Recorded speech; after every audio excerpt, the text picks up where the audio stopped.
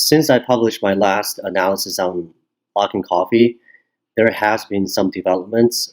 First of all, the CEO is no longer with the company.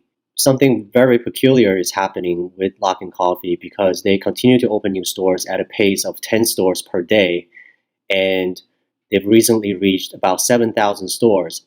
And they are closing unprofitable stores in major cities such as Beijing because they closed 80 stores out of 400 in that city, while adding stores in second and third tier cities. The court has frozen Luckin Coffee's assets to make sure that they have enough to pay for the losses incurred by the bondholders. And another piece of news came out, which was Tencent made a investment commitment to Horton's Coffee, which belongs to QSR, Restaurant International Group.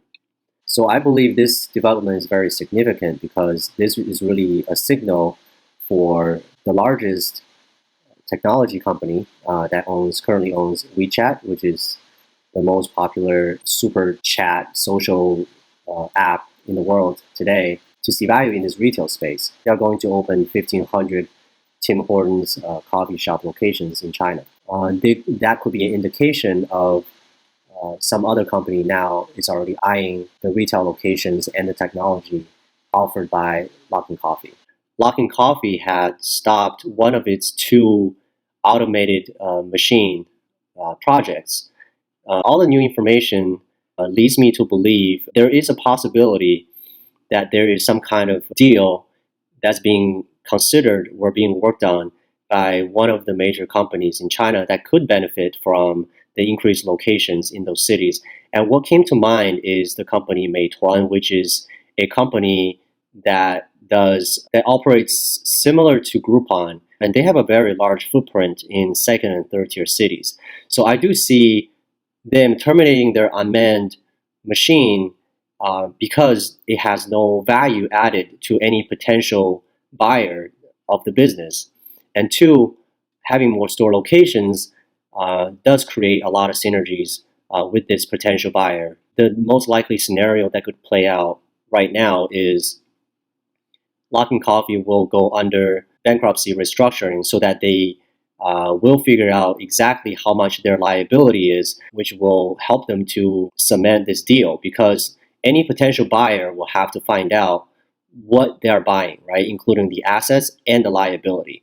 And this will lead Luckin Coffee to have an incentive to basically settle all the outstanding lawsuits quickly, because that's the only way to judge how much the company will be potentially worth or how much liability it's going to have. The company has committed fraud. They've admitted it. So 100% they're liable to whatever the investors are claiming. It's a matter of time when those litigations will be paid or be settled outside of court. So for every cup of coffee that they're selling, for every day that those stores are open for business, they're losing more and more money.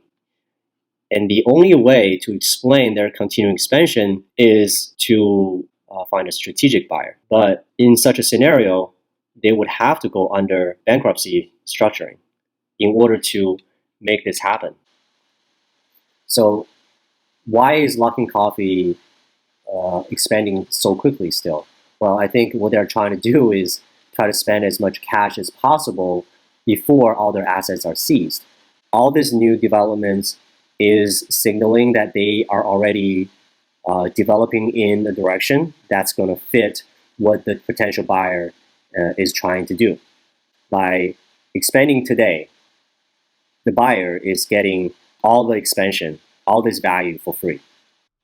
So I'll try to use this slide to explain the reason behind them spending their cash right now.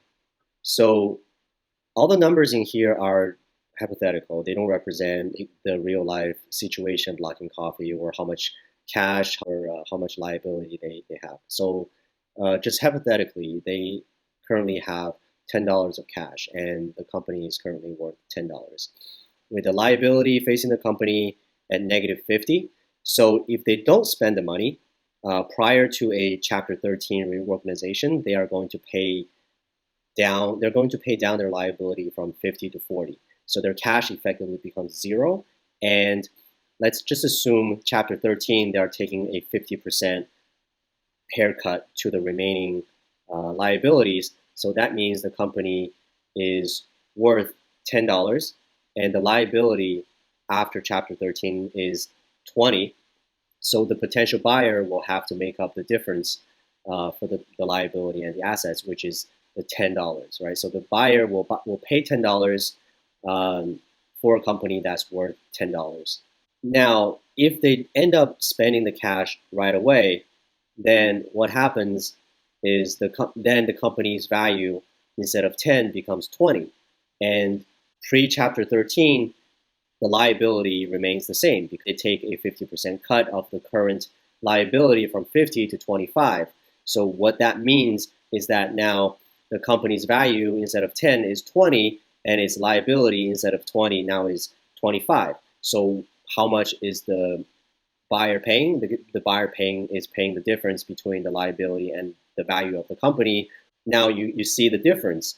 In the first scenario, they're paying $10 for a company that's worth 10.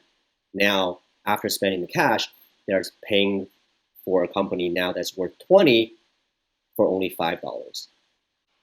This analysis can be flawed. It's just based on my amateur understanding of. I think there are a lot of signs pointing that way. Otherwise, it's very hard to comprehend or explain the reason for their continued expansion when they have not shown the ability to sell their coffee at normal pricing. And again, looking at their daily active user base, which is currently below 1.5 million, the number is pretty much the same as what they had 2 to 3 months ago. Now they have at least 1,000 more stores compared to 2 months ago. So the same number of users and 1,000 more stores to support and fixed costs to support, I can only imagine they're burning cash at a faster rate than they were a couple months ago. Their access to additional capital has completely dried up. So based on the new information that I have, something needs to happen very soon. Otherwise, the company will not be a going concern. So in order to make sure that the company survives through all of this is to go through bankruptcy proceedings as soon as possible. And there could be a possible buyer post-bankruptcy after they figure out exactly how much liability is currently on the books. But either case, I believe the company's current equity will not be worth anything. So this is my take. You can have a very different take from all the information and still remain bullish. I welcome any kind of argument that you may have, and good luck.